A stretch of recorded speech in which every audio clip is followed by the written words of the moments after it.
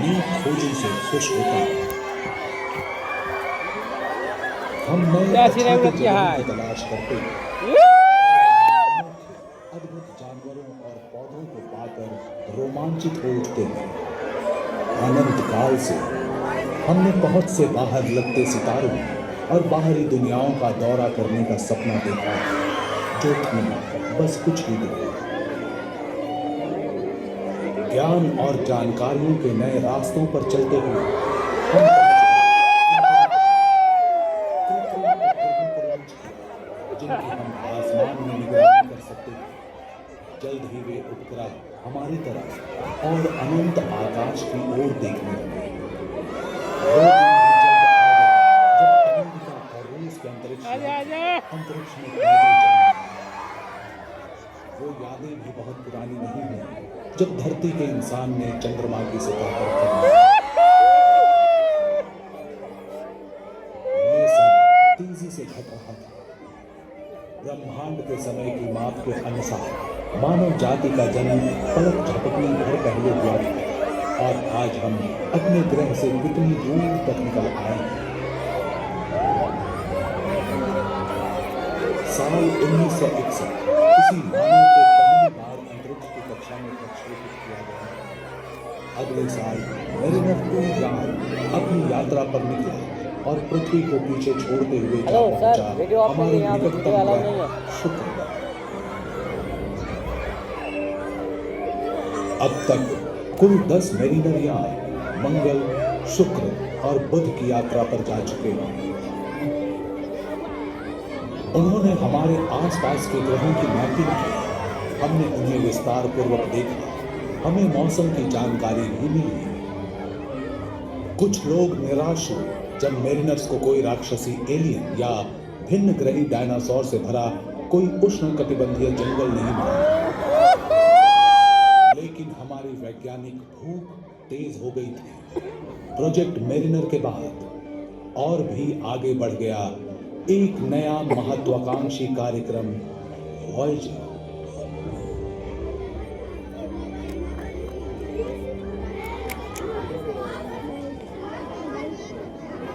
Voyager 3 के वैज्ञानिकों और इंजीनियरों ने हमारे सौर मंडल के बाहरी ग्रहों के रहस्यों को जानने के लिए 2 एक जैसे अंतरिक्ष यान तैयार किए, वॉयेजर 1 और 2।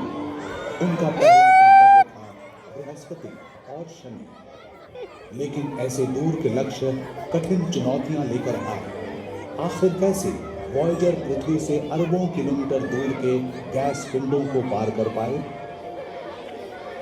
उनका साथ दिया किस्मत ने।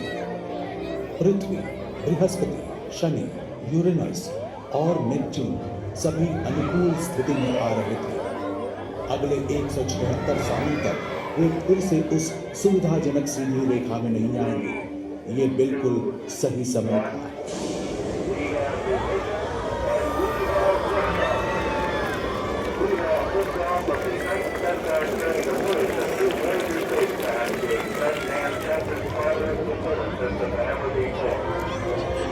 पकड़ा सर जी, 20 अगस्त सन 1977 वॉयेजर 2 को अमेरिका के फ्लोरिडा के केप कैनवेरल से लॉन्च किया गया। 5 सितंबर को वॉयेजर 1 भी अपने जुड़वां यान के पीछे पीछे इतिहास की सबसे लंबी यात्रा पर निकला।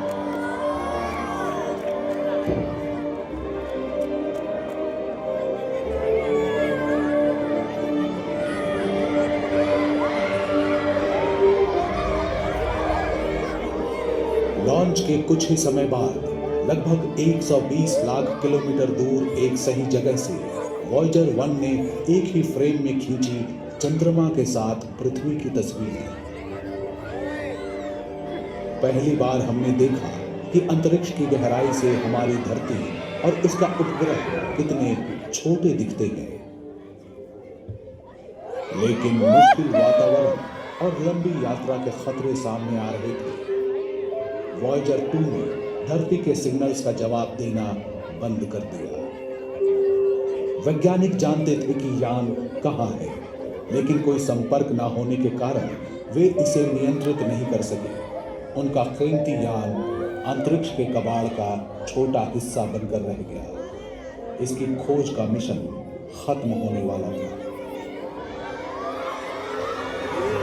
लेकिन जो इंजीनियर वॉयेजर जैसा अंतरिक्ष यान बना सकते थे, वे 20 करोड़ किलोमीटर दूर से समस्या को हल भी कर सकते थे। उन्होंने पाया कि वॉयेजर 2 का रेडियो ठीक था, लेकिन इसको ट्यून करने की क्षमता सही नहीं थी। नासा की तकनीकी टीम को सही फ्रीक्वेंसी की फिर से गणना करनी पड़ी और वॉयेजर 2 के रिसीवर से मिलान करने के लिए पृथ्वी पर ट्रांसमीटर को फिर से ट्यून करना पड़ा। उन्हें हर बार संदेश भेजते समय ऐसा करना पड़ता था। आज भी कनेक्शन कभी कभी टूट जाता है, लेकिन वे हमेशा इसे ठीक कर लेते हैं।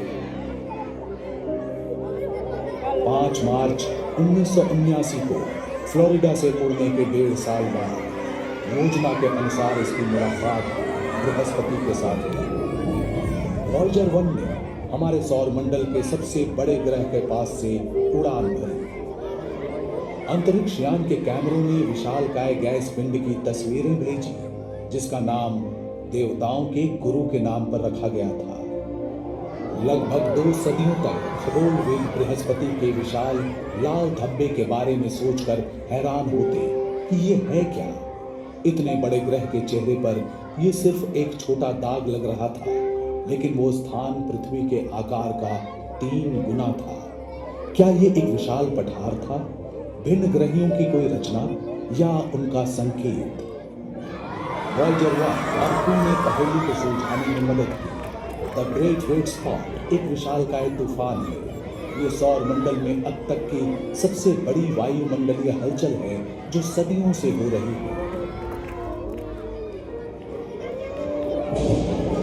वॉयेजर द्वारा बृहस्पति के अवलोकन से कई आश्चर्यजनक तथ्य सामने आए। 1000 किलोमीटर से अधिक लंबी बिजली का कड़कना और ध्रुवों पर ध्रुवीय ज्योति यानी ऑरोरा, बिल्कुल हमारी धरती के जैसा। वॉयेजर की मदद से वैज्ञानिक ये भी देख सकते थे कि बृहस्पति धुंधले छल्लों से घिरा हुआ था, जो कि लगता है कि छोटे धूल के कणों से बने हैं। यान के नजदीक जाने पर जोवियन उपग्रहों की भी करीब से तस्वीरें मिली, जो थे यूरोपा, गैनीमेड, कैलिस्टो और आयो। गैनीमेड के दृश्यों ने पुष्टि की कि यह सौर मंडल में किसी भी ग्रह का सबसे बड़ा उपग्रह है। हमारे चंद्रमा से 1.5 गुना बड़ा, यानी आकार में बुध ग्रह से भी विशाल।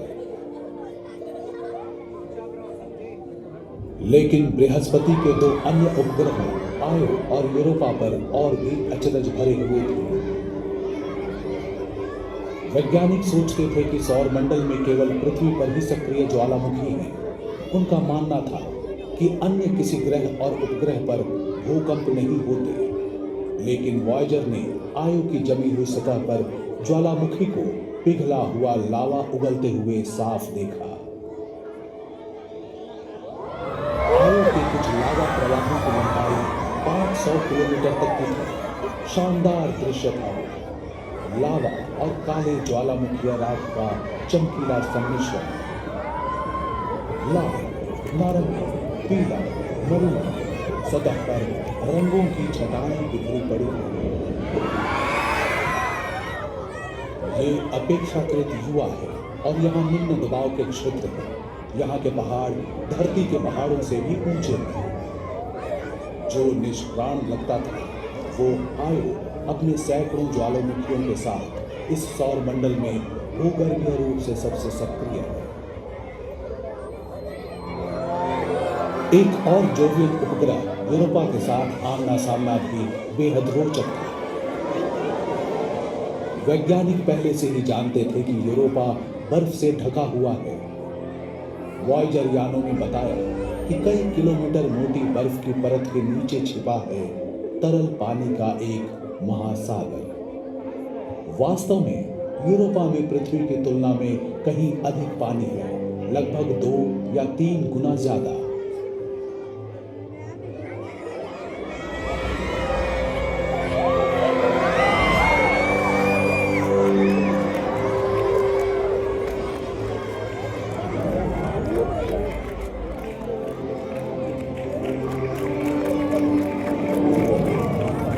तरल जल से जीवन संभव होता है,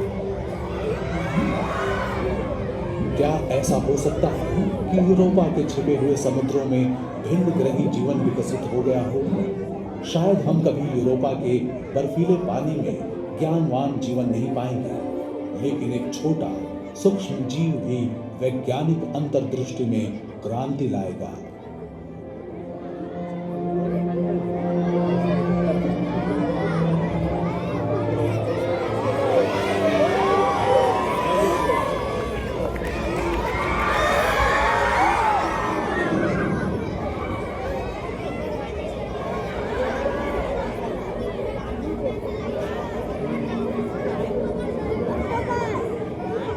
वॉयेजर की यात्रा पथ में बृहस्पति अभी पहला ही ग्रह था। सौर मंडल के सभी बाहरी ग्रहों की सीधी रेखा में होने की दुर्लभ स्थिति, जिससे वॉयेजर्स की आगे की यात्रा सार्थक हो पाई। उनका अगला गंतव्य था रहस्यमय सुंदर ग्रह, जिसने सदियों से खगोलविदों को प्रेरित किया। ये अब केवल कुछ करोड़ किलोमीटर दूर था। इस दूरी को तय करने में 1 साल 8 महीने का समय लगा। नवंबर 1980 के एक दिन वॉयेजर 1 सुंदर वलयाकार ग्रह शनि के करीब आया। उस यात्रा का हर दिन नई अंतर्दृष्टि लेकर आया। नजदीक से अब वैज्ञानिक देख सकते थे कि शनि के चारों ओर के विशालकाय वलय वास्तव में हजारों छोटे छल्ले चमकते थे। सुंदर छल्ले ज्यादातर पानी से बने थे। विशाल ग्रह को घेरने वाले अरबों बर्फ के टुकड़े थे, छोटे कण से लेकर मुट्ठी के आकार के टुकड़े, कुछ एक घरों जितने बड़े भी थे। शनि के सबसे बड़े उपग्रह टाइटन पर वॉयेजर 1 ने एक सुंदर झील की खोज की। पृथ्वी के अलावा ये सौर मंडल में एकमात्र स्थान है जहां सतह पर तरल झील पाए गए हैं। लेकिन एक दिक्कत है, टाइटन की झीलें तरल मीथेन है, पानी नहीं। सघन वातावरण वाला एकमात्र उपग्रह है टाइटन। इतना सघन कि टाइटन पर दोपहर हमें सांझ के समान लगेगी। वॉयेजर 1 का सौर मंडल के अंदर की यात्रा का अंतिम पड़ाव होगा टाइटन। इस खूबसूरत उपग्रह के भ्रमण के बाद यान को एक ऐसा प्रक्षेपण पथ मिला जो इसे ग्रहों के तल से पूरी तरह से बाहर निकाल देगा। शनि के अत्यधिक गुरुत्वाकर्षण की मदद से वॉयेजर 1 इंटरस्टेलर अंतरिक्ष की शून्यता की ओर बढ़ गया।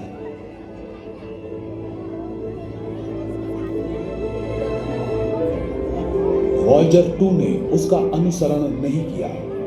हमारे अपने सौर मंडल में घूमने के लिए और भी स्थान थे। ये यान अगस्त 1981 में शनि के पास पहुंचा। इसके जुड़वां हमसफर के 9 महीने बाद वॉयेजर 2 ने पाया कि एन्सेलेडस अपेक्षाकृत युवा है, केवल कुछ 100 करोड़ वर्ष पुराना। ये सौर मंडल में बहुत ही नया है। इसकी युवावस्था ने इसे एक विविध और आकर्षक परिदृश्य दिया है। वहां कहीं गड्ढों से भरे हुए क्षेत्र हैं, तो कहीं समतल सतह पर उभरी हुई धारियां और गांठें हैं। वहां कई खड़ी चट्टानें हैं, लंबी खाइयां और दरारें भी हैं। एन्सेलेडस एक गेंद जैसा है, जिसके बीच में एक बड़ी चट्टान है और ऊपर बर्फ की पपड़ी की परत। इसकी बर्फ जैसी सफेद सतह सौर मंडल में किसी भी अन्य खगोलीय पिंड की तुलना में सूर्य का अधिक प्रकाश परावर्तित करती है। एक अन्य उपग्रह टेथिस के पास से वॉयेजर ने 450 किलोमीटर चौड़े और 16 किलोमीटर गहरे गड्ढे की तस्वीरें भेजी। पृथ्वी पर मौजूद टीम ने इसका नाम ओडेसियस रखा। ओडेसियस यानी इथका का बादशाह, महान ग्रीक नायक।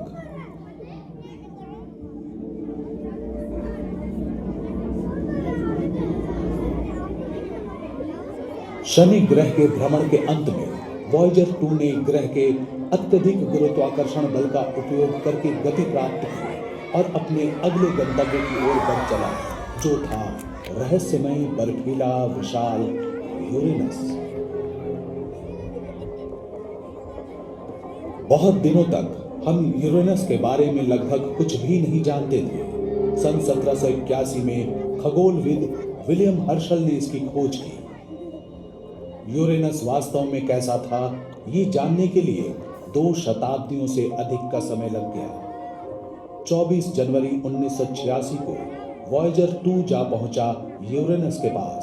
मिली और भी जानकारियां। उस यात्रा के पहले क्षण से हमारी आंखों के सामने था एक सुंदर सा ग्रह। यूरेनस ठंडा है, इसका वातावरण 0 से 224 डिग्री सेल्सियस नीचे है। इसका रंग हल्का नीला है और ज्यादातर हाइड्रोजन और हीलियम से बना है। वॉयेजर 2 ने यूरेनियन के उपग्रह मिरांडा का विशेष अध्ययन किया। ये मिरांडा के बहुत ज्यादा करीब पहुंचा। इसके द्वारा ली गई क्लोजअप तस्वीरों में छिपी थी आश्चर्यजनक विशद जानकारियां। अपेक्षाकृत छोटे मिरांडा की सतह है विविध और अद्वितीय। इसके लहरदार मैदान गड्ढों से भरे हुए हैं और विशाल दरारों, घाटियों और ढलानों के एक जाल से घिरे हुए हैं। ऐसा लगता है कि मिरांडा का अतीत हैरत अंगेज और हिंसक था। ये एक जोरदार टक्कर से चकनाचूर हो गया। बाद में गुरुत्वाकर्षण ने टूटे हुए टुकड़ों को एक साथ वापस खींच लिया और मिरांडा का पुनर्जन्म हुआ। वॉयेजर 2 ने यूरेनस परिवार के पास केवल कुछ दिन बिताए, फिर इसने गति पकड़ी और यूरेनस के गुरुत्वाकर्षण ने इसे इसकी अंतिम यात्रा की ओर उछाल दिया, नेपच्यून की ओर, एक और विशालकाय बर्फीला ग्रह। केप कैनवरल से लॉन्च होने के 12 साल बाद वॉयेजर 2 अगस्त 1989 में नेपच्यून के पास पहुंचा। उस दौरान इस यान ने सौर मंडल के बारे में हमारे ज्ञान को और भी समृद्ध किया। अब समय आ गया था अंतिम खोजों से भी आगे बढ़ने का।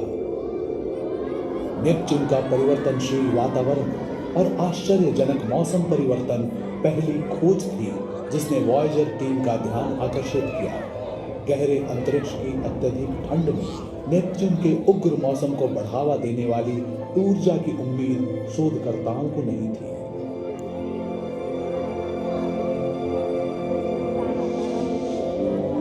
नेपच्यून के दक्षिणी गोलार्ध में वॉयेजर 2 ने एक स्थायी प्रतिचक्रवाती तूफान की खोज की, जिसे अब ग्रेट डार्क स्पॉट के रूप में जाना जाता है। वॉयेजर ने पाया कि नेपच्यून की हवाएं सौर मंडल में सबसे तेज थीं। उनकी गति 2100 किलोमीटर प्रति घंटे तक पहुंच जाती थी। वॉयेजर 2 ने ग्रह के चारों ओर छल्लों की एक कमजोर और खंडित प्रणाली का भी पता लगाया। छल्ले किस चीज के बने होते हैं और उनका रंग लाल क्यों होता है, ये एक रहस्य है जिसका पता लगाने के लिए वॉयेजर रुक नहीं सका। लेकिन जब वॉयेजर 2 ने ट्राइटन के पास से उड़ान भरी तो और भी जानकारियां प्राप्त हुई। ट्राइटन सौर मंडल का एकमात्र बड़ा उपग्रह है जो प्रतिगामी कक्षा वाला है। यह अपने ग्रह नेपच्यून के घूमने की विपरीत दिशा में परिक्रमा करता है। वैज्ञानिकों को लगता है कि ट्राइटन का असामान्य परिक्रमा पथ साबित करता है कि यह कभी अपने आप में एक बौना ग्रह था। वे मानते हैं कि लाखों साल पहले यह भटक कर नेपच्यून के पास आया और इसके विशाल गुरुत्वाकर्षण की चपेट में आ गया। उस प्रतिगामी कक्षा का अर्थ है कि ट्राइटन हर पल ऊर्जा खो रहा है। जल्दी हो या देर से ये नष्ट हो जाएगा। ट्राइटन के टुकड़े संभवतः नेपच्यून के चारों ओर छल्ले की एक प्रणाली बनाएंगे जो कि शनि की तुलना में अधिक और साफ दिखने वाले होंगे।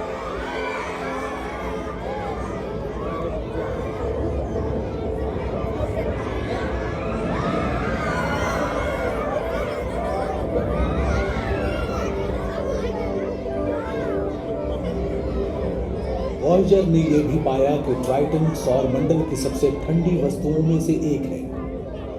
इसकी सतह का तापमान 0 से 235 डिग्री सेल्सियस नीचे चला जाता है। ट्राइटन के दक्षिणी ध्रुव के पास कुंड से निकले झरनों की एक श्रृंखला देख वैज्ञानिक हैरान रह गए, जो सतह की बर्फ की दरारों में से नाइट्रोजन और धूल उगलती है। इसे क्रायोवोल्केनिक गतिविधि कहा गया। धुएं के गुबार इतने शक्तिशाली होते हैं कि वे सतह से 8 किलोमीटर ऊपर तक पहुंच सकते हैं। इस सौर मंडल से होते हुए वॉयेजर 2 की यात्रा के अंतिम पड़ाव थे नेपच्यून और उसके उपग्रह। अब ये भी अपने जुड़वां यान की तरह सूर्य और ग्रहों के हमारे सौर मंडल के बाहर जा रहा था।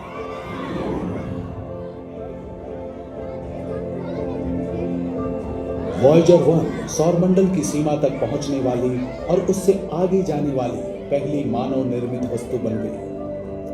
अगस्त 2012 में घटी थी ये घटना।